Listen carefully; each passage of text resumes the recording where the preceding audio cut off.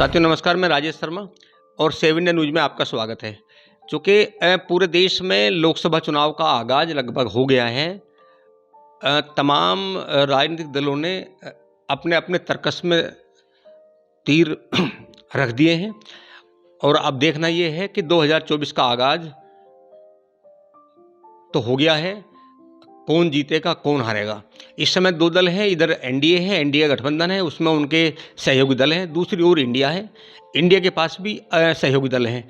अभी जैसे लगातार तमाम दोनों दल, इंडिया और एनडीए की बात करें तो जहां तक इंडिया की बात है तो इंडिया ने भी लगातार पूरे देश में जहां जिसको ऐसा मौका लग रहा है कि वो दल उनके साथ आ सकता है, सब लोग पूरी इस समय तमाम परिक्रमाओं में लगे हुए हैं। अभी सुनने में आया है कि आंध्र प्रदेश में जो मुख्यमंत्री हैं, उनकी बहन है शर्मिला, जो पूरी जो पॉलिटिकल पार्टियां हैं, जिसमें वो पहले जिसमें शर्मिला के फादर आंध्र प्रदेश के मुख्यमंत्री बने थे, क्योंकि वो वीएसआर बड़ी पार्टी है, पुरानी पार्टी है और उस पार्टी को अभी तक शर्मिला चला रही थी, पूर्व मुख्यमंत्री की बेटी। और जो इस समय वहाँ जगन मोहन रेड्डी मुख्यमंत्री हैं, उनका अब इस समय बहन और भाइयों का दोनों का कड़ा मुकाबला है। हालांकि ये बताया गया है कि जिस तरह शर्मिला दिल्ली 10 जनपद में थी, तो उसने बीएसआर को कांग्रेस में विलय कर लिया है। अब ये माना जा रहा है, अभी तक चूंकि जगन मोहन रेड्डी वहाँ मुख्यमंत्री थे और मुख्यमंत्री रहते हुए चूंकि लगातार बीजेपी के वो संपर्क में है और बीजेपी के गठबंधन में भी थे।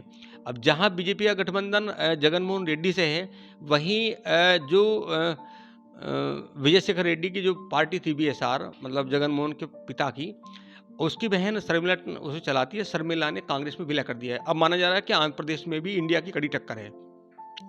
बीजेपी के अलावा तमाम वे दल जो लोकसभा चुनाव में अग्रणी भूमिका निभा रहे हैं, सभी ने साम दाम दंड भेद की रणनीति शुरू कर दी है। चाहे जिस तरह सत्ताधारी दल है वो इस समय ईडी का प्रयोग कर रही है, क्योंकि जितने ईडी के जितने छापे विपक्षी पार्टियों पर लग रहे हैं, सत्ताधारी जितनी भी बीजेपी की सरकारें हैं स्टेट गवर्नमेंट में, कहीं ईडी पे छापा नहीं मारा। एक छापा सिर्फ गुजरात में मारा था, वहाँ भी अमित शाह का कुछ मामला था इसलिए।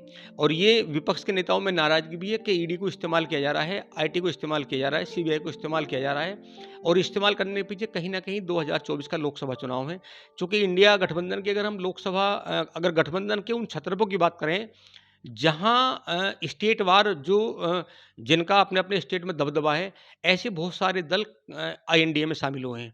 अगर हम उत्तर प्रदेश के समाजवादी पार्टी की बात करें तो सपा और बसपा महत्वपूर्ण अंग हैं और चूँकि ये इंडिया गठबंधन के साथ हैं। पश्चिम उत्तर प्रदेश की बात करें तो यहाँ लोकदल साथ हैं। जब हम दिल्ली और पंजाब की बात करते हैं तो वहाँ आम आदमी पार्टी का पूर्ण समर्थन है। और जब हम झारखंड की बात करते हैं तो वहाँ जो झारखंड मुक्ति मोर्चा है, वहाँ के मुख्यमंत्री हेमंत सोरेन हैं, उनका पूरा वो इस दल में शामिल है। जब हम महाराष्ट्र की बात करते हैं तो वहाँ एनसीपी के शरद पवार, चाहे उद्धव ठाकरे शिवसेना के हों, इसके अलावा और एक छोटी पार्टी है। और जिस तरह तेलंगाना में अभी विधानसभा के चुनाव हुए, वहाँ चूँकि कांग्रेस सरकार बनाई है। आंध्र प्रदेश से मैंने अभी बताया कि वहाँ शर्मिला ने पार्टी को कांग्रेस से विलय कर दिया है, वो कांग्रेस का गठबंधन है। इस तरह अगर हम पश्चिम बंगाल की बात करें तो वहाँ ममता बनर्जी ने पूर्व में घोषणा कर दी। जब बिहार की बात करते हैं तो वहाँ नीतीश कुमार और लालू यादव ने घोषणा कर दी है। अब मामला यह है कि साम दाम दंड भेद की राजनीति में मैं बात करता हूँ, तो चूंकि इस समय 4 वे लोग हैं जिनसे कहीं ना कहीं बीजेपी आलाकमान को डर लगता है कि अगर ये चारों कांग्रेस के साथ जाते हैं तो कहीं ना कहीं लोकसभा चुनाव में बीजेपी को नुकसान हो सकता है। सबसे पहले हम बात करते हैं आम आदमी पार्टी के संस्थापक अरविंद केजरीवाल की। क्योंकि अगर दिल्ली की बात करें तो दिल्ली में 7 लोकसभा सीटें हैं और 2019 और 2014 में ये लोकसभा सीटें भाजपा के पास थी। जब हम पंजाब की बात करते हैं तो पंजाब में भी वहाँ 13 लोकसभा सीटें हैं, 13 में 11 सीटें वहाँ बीजेपी के पास थी। और जब हम झारखंड की बात करते हैं तो झारखंड में वहाँ 7 सीटें वहाँ बीजेपी के पास थी।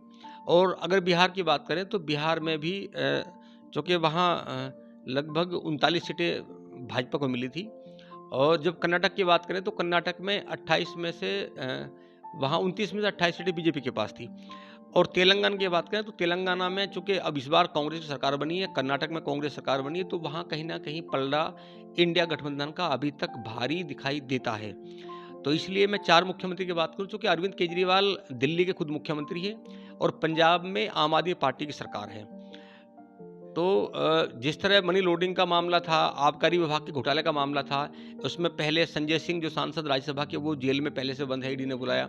अब एकाएक अरविंद केजरीवाल को जिस तरह समन दिए गए, लगातार 4 समन ईडी ने अरविंद केजरीवाल को दिए हैं, लेकिन वो चारों समन पर नहीं गए। कल 3 जनवरी को जो समन दिया गया था, वो समन मिलने के बाद भी अरविंद केजरीवाल ने पत्र लिखा और ये पूछा ईडी से कि मुझे किस लिए बुलाया जा रहा है। लेकिन अरविंद केजरीवाल ईडी के दफ्तर नहीं गए। रात में एकाएक दिल्ली आम आदमी पार्टी सरकार के एक मंत्री ने सोशल मीडिया पे एक पोस्ट डाली। उन्होंने कहा कि गुरुवार को अरविंद केजरीवाल को ईडी गिरफ्तार कर सकती है। हालांकि आज वो दिल्ली मुख्यमंत्री अरविंद केजरीवाल अपने आवास पर है और वहाँ आसपास के राज्य में जो पार्टी के कार्यकर्ता हैं, उनका डेरा इस समय जम गया है। तो कहीं ना कहीं लगता है, हालांकि ईडी ने एक बयान भी जारी किया कि अभी कोई ऐसी मंशा नहीं है गिरफ्तार करने की। दूसरी ओर 3 जनवरी को चूंकि हेमंत सोरेन के पास भी 7 अभी तक समन ईडी भेज चुकी है और वो किसी भी समन में नहीं गए। वहां कल जिस तरह हेमंत सोरेन के करीबी हैं अभिषेक प्रसाद, जिस तरह उनके तमाम संस्थानों में कल छापेमारी हुई, पूरे झारखंड में हड़कंप मचा रहा। एकाएक रात में झारखंड मुक्ति मोर्चा के तमाम सांसद और विधायकों की मीटिंग वहां मुख्यमंत्री लेते हैं और मीटिंग में ये ऐलान किया जाता है सांसद और विधायकों द्वारा कि लोकसभा चुनाव को लेकर ये प्रताड़ित करने की मंशा है और कुछ नहीं है। और उन्होंने साफ कर दिया कि ईडी की किसी भी शिकायत पर, किसी भी समन पर अब मुख्यमंत्री नहीं जाएंगे। और पूरे प्रदेश में बोले पहले जनता में एक बड़ी महारैली होगी, जनता से पूछा जाएगा क्या लोकसभा के समय ईडी को बुलाना मुनासिब है। इसी तरह जो कर्नाटक, जिसे कांग्रेस का चाणक्य माना जाता है, DK शिवा कुमार, चूंकि वो उद्योगपति भी हैं और उनके अपने संस्थान हैं, और जब वहाँ चूंकि वहाँ येदियुरप्पा पहले मुख्यमंत्री थे, इस बार कांग्रेस ने 2023 के चुनाव में कर्नाटक में बड़ी जीत हासिल की। और ये भी माना जाता है कि तेलंगाना में जो कांग्रेस की सरकार बनी है, उसके पीछे कहीं ना कहीं DK शिवा कुमार का हाथ है। इसलिए ईडी ने अरविंद केजरीवाल, दिल्ली के मुख्यमंत्री अरविंद केजरीवाल, बिहार के उप मुख्यमंत्री तेजस्वी यादव, कर्नाटक के डिप्टी मुख्यमंत्री D शिव कुमार और झारखंड के मुख्यमंत्री हेमंत सोरेन, इन सबको समन भेजा। और कहीं ना कहीं ये मनसा है कि उन्हें चुनाव से पहले गिरफ्तार कर लिया जाए ताकि वो चुनाव प्रचार प्रसार में ना जा सके। और दूसरी मनसा ये है कि कहीं ना कहीं ये लोग ये तमाम दल, तमाम नेता इंडिया के गठबंधन में शामिल ना हो, क्योंकि अगर ये इंडिपेंडेंट चुनाव लड़ते हैं तो कहीं ना कहीं भाजपा को उससे बहुत राहत मिलेगी और भाजपा को बढ़त मिलेगी। और ये अगर मैं आम आदमी पार्टी के एक वरिष्ठ नेता की बात करूं तो उन्होंने साफ तौर पे ये कह दिया कि ईडी के जो समन जारी हो रहे हैं लगातार 2 मुख्यमंत्री और 2 डिप्टी मुख्यमंत्री पे, उनके पीछे कहीं ना कहीं मनसा बीजेपी की ये है कि लोकसभा चुनाव में ये तमाम दल के नेता इंडिपेंडेंट चुनाव लड़ें, और इंडिपेंडेंट चुनाव लड़ेंगे तो उसमें कहीं ना कहीं भाजपा को फायदा होगा। अगर ये नेता ईडी के सामने लिख कर दे देते हैं कि हम इंडिपेंडेंट चुनाव लड़ेंगे, तो कहीं ना कहीं ईडी उन्हें राहत दे सकती है। अब क्या होने वाला है, चूंकि जिस तरह ईडी की लगातार कार्रवाई हो रही है, कल झारखंड में हुई और आज दिल्ली मुख्यमंत्री को आवास से गिरफ्तार कर सकती है, ऐसा कहा जा रहा है। अगर ऐसा होता है तो जो विपक्ष की पार्टियां हैं, विपक्ष के दल हैं, वो इसको लेकर पूरे देश में क्या प्रचार प्रसार करेंगी।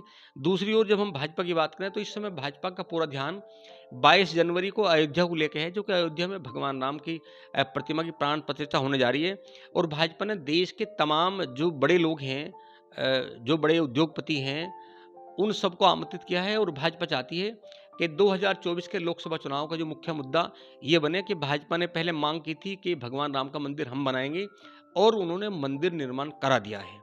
तो आप देखते रहिए 7 इंडिया न्यूज़। हम लगातार आपको 2024 लोकसभा के तमाम अपडेट देंगे। आपको अच्छा लगे तो प्लीज़ एक बार चैनल को सब्सक्राइब कीजिए और वीडियो को शेयर कीजिए। नमस्कार, राजेश शर्मा।